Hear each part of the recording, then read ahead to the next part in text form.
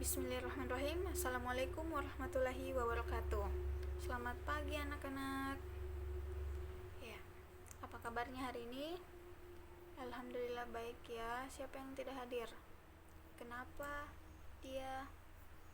Ya, kita doakan semoga dia cepat sembuh dan dapat beraktivitas seperti biasanya ya. Ya, baik. Semuanya sudah siap belajar? Kalau sudah siap, bukunya, alat tulisnya simpan di atas mejanya. Ya, satu orang pimpin doanya. Ketua kelas ya, pimpin doa belajar. Ya. Ya, baik. Ada yang tahu materi yang akan kita pelajari hari ini? Yakni tentang membaca intensif. Jadi, sebelum Ibu lanjut, Ibu mau tanya dulu, apa sih pengertian dari membaca intensif? Ada yang tahu? Satu orang angkat tangan. Atau siapa saja yang tahu? Ya. Baik ya, Ibu akan jelaskan. Jadi, membaca intensif adalah teknik membaca dengan serius atau bersungguh-sungguh untuk memahami isi dari bacaan. Nah, menurut Wikipedia, ini ada beberapa pendapat ya, pendapat lain. Ini salah satunya menurut Wikipedia. Membaca intensif adalah studi seksama, telaah, teliti, dan penanganan terperinci yang dilakukan pembaca terhadap suatu bacaan yang pendek, kira-kira 3-4 halaman. Nah, sedangkan pengertian kemampuan membaca intensif yaitu kemampuan dalam memahami secara detail isi dari bacaan yang lengkap, akurat, dan kritis pada suatu fakta, konsep, pendapat, gagasan, pengalaman, perasaan, dan pesannya dari bacaan yang tadi atau dari bacaan yang kita telah baca. Kemudian, dalam membaca intensif diibaratkan dengan teknik dalam membaca untuk pembelajaran. Keterampilan membaca intensif para pembaca adalah untuk memahami teks, bisa tingkat literal, kritis, interpretatif, atau evaluatif. Dalam aspek pengetahuan atau kognitif, pengembangan teknik membaca intensif adalah agar kemampuan membaca dengan komprehensif. Nah, kemudian ada yang namanya tujuan membaca intensif. Apa tujuan dari membaca intensif? Tujuannya adalah untuk memperoleh informasi dari bahan diskusi. Selain itu juga bisa dijadikan sebagai sarana dalam menentukan suatu pokok pembahasan atau perihal yang menarik dari teks bacaan agar bisa atau layak dijadikan suatu bahan diskusi. Ya, membaca intensif juga dapat diaplikasikan sebagai sarana dalam memilih salah satu atau beberapa pokok pikiran yang tepat untuk dijadikan bahan diskusi dengan teman-teman atau dengan orang lain ya.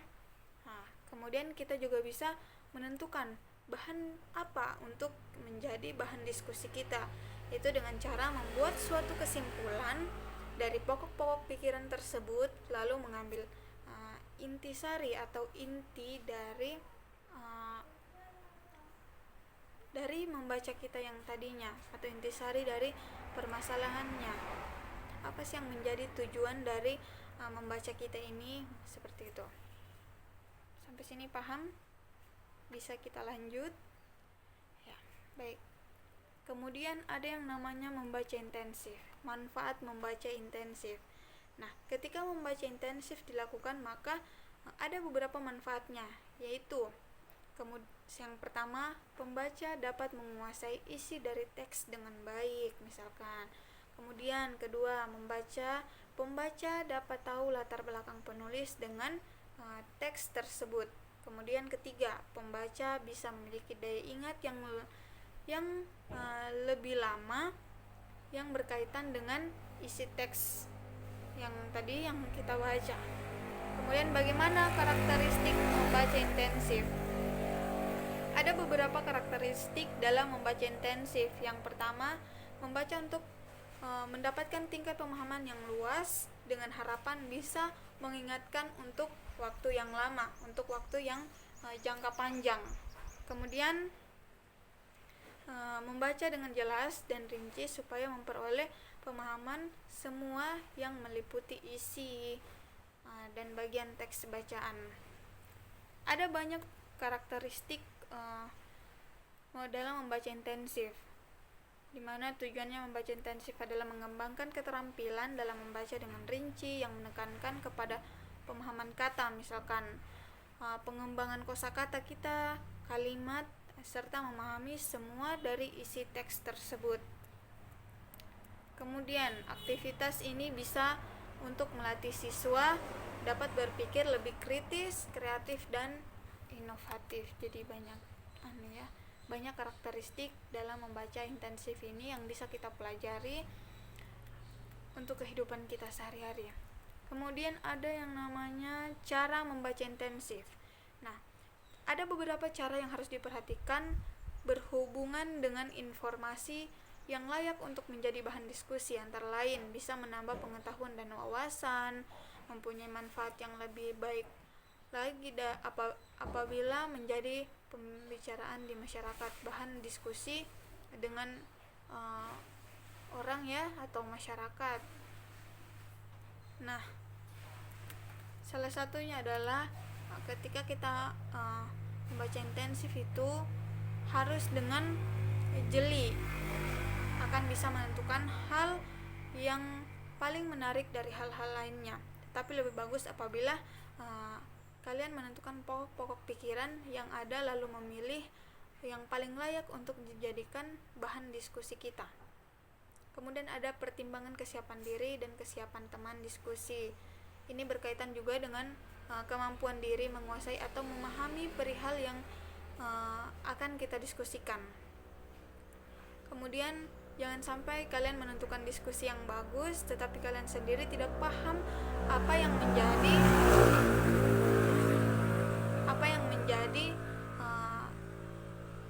pemahaman atau terhadap persoalan tersebut. Jadi kalian harus mempersiapkan betul kesiapan diri kalian untuk diskusi. Itu ditakutkan jangan sampai kalian sudah siap untuk diskusi tetapi kalian tidak paham dengan materi apa yang kalian akan diskusikan dengan teman-teman kalian. Kemudian ada juga yang namanya pertimbangan referensi yang telah menjadi milik peserta diskusi berhubungan dengan hal yang akan didiskusikan. Itu harus mempunyai referensi-referensi sebelum kita memulai diskusi supaya ada pegangan untuk kita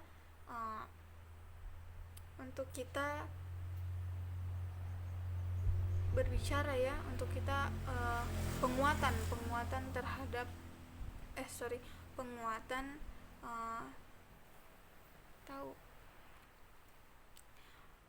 yaitu harus ada referensi kita ya sebelum kita melakukan diskusi. Nah, kemudian sampai di sini sudah paham yang sudah saya jelaskan tadi? Sudah paham ya? Baik, Ibu akan membagi kalian dalam dua kelompok. Jadi tugas kalian adalah membaca materi yang ada di modul kalian, yaitu tentang membersihkan rumah, kemudian tubuh kita perlu air. Ya, tugasnya kalian adalah membaca, memahami, dan menelaah apa yang kalian sudah baca tadi. Ibu beri waktu 5 menit untuk kalian diskusikan kepada teman-teman kelompok kalian. Silahkan dibaca, kemudian nanti kalian akan mempresentasikan di depan teman kelompok yang lainnya. Di depan kelompok lainnya ya. Ibu beri waktu 5 menit mulai dari sekarang ya. Silahkan dibaca baik-baik. Ya, kalian sedikit sudah mengerti apa itu yang dimaksud dengan membaca intensif. Jadi ulangnya adalah Membaca intensif itu adalah kegiatan membaca yang dilakukan secara cermat atau dilakukan dengan cermat dan teliti terhadap teks yang kita baca. Membaca intensif ini diterapkan dalam upaya untuk mencari informasi secara detail atau diterapkan pada pencarian informasi sebagai bahan diskusi kita nantinya. Kemudian membaca intensif yang dilakukan oleh seseorang dalam membaca dengan cermat agar memahami bacaan teks dengan cepat dan tepat. Kemampuannya membaca intensif yakni kemampuan memahami secara detail isi bacaan secara lengkap, akurat, kritis pada suatu fakta, konsep, pendapat, gagasan, pengalaman, perasaan, dan pesannya. Itu tadi yang kita bahas di awal ya. Sampai sini paham? Ya. Baik, kemudian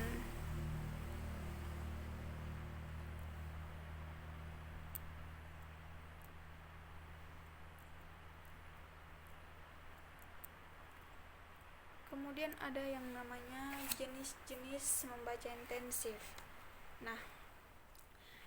Ada beberapa jenis-jenis dalam membaca intensif. Itu yang pertama, membaca dengan teliti. Membaca dengan teliti ini bertujuan untuk memahami secara detail gagasan yang terdapat dalam teks bacaan tersebut untuk melihat organisasi penulisan atau pendekatan yang dilakukan oleh si penulis. Dalam hal ini dituntut untuk dapat mengenal dan menghubungkan kaitan antara gagasan yang ada, baik yang terdapat dalam kalimat maupun dalam setiap paragraf. Kemudian ada yang namanya membaca pemahaman. Membaca pemahaman ini ada menurut para ahli, yaitu menurut Tarigan 1986, membaca pemahaman merupakan sejenis membaca yang bertujuan untuk memahami standar-standar atau norma-norma kesastraan, resensi kritis, drama tulis, serta pola-pola fiksi.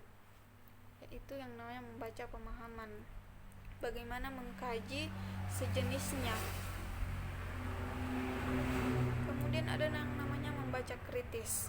Membaca kritis adalah sejenis membaca yang dilakukan secara bijaksana, penuh tegang hati, mendalami, evaluatif, serta analisis, dan bukan hanya mencari kesalahan. Artinya membaca kritis itu adalah dia benar-benar memperhatikan apa yang dia baca, dia benar-benar mendalami apa yang dia baca. Kemudian membaca ide. Membaca ide adalah sejenis kegiatan membaca yang dimana untuk mencari, memperoleh, serta memanfaatkan ide-ide yang terdapat dalam bacaan. Di sini menurut Tarigan adalah membaca ide merupakan kegiatan membaca yang bertujuan untuk mencari jawaban atau pertanyaan berikut dari suatu bacaan. Yang pertama, mengapa hal itu merupakan judul atau topik yang baik? Kedua, masalah apa yang dikupas atau dibentangkan dalam bacaan tersebut? Ketiga, hal-hal apa saja yang dipelajari dan yang dilakukan oleh sang tokoh sehingga menulis novel misalnya. Baik, kemudian ada yang namanya membaca bahasa asing. Membaca bahasa asing ini yang lebih rendah umumnya itu bertujuan untuk memperbesar daya kata, kosakata misalkan, dalam tataran yang lebih luas, yang bertujuan untuk mencapai kefasihan. Yang keenam adalah membaca sastra, di mana merupakan kegiatan membaca karya sastra baik dalam hubungannya dengan kepentingan apresiasi maupun dalam hubungannya dalam kepentingan studi dan kepentingan pengkajian. Baik, sampai sini paham dengan materi ini? Baik, kalau sudah paham,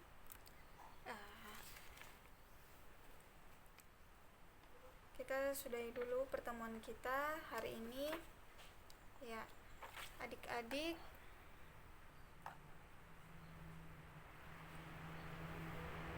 ada yang bisa simpulkan materi? Ada yang bisa simpulkan materi hari ini? Ya, baik ya.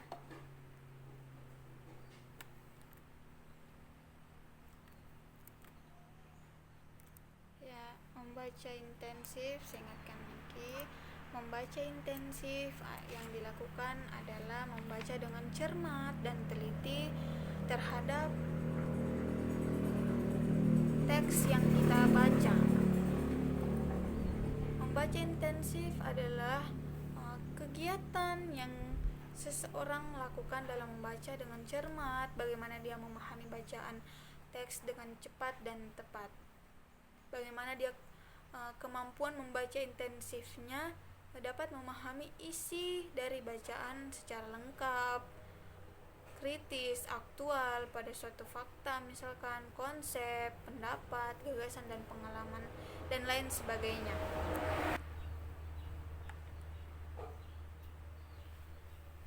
Ya. Itu ya, kalian sudah mengerti. Ya. Mungkin pertemuan kita pada hari ini kita cukupkan dulu. Kita lanjut minggu depan dengan materi yang berbeda. Ibu, sebelum kita mengakhiri kelas hari ini, saya akan memberikan tugas kepada kalian.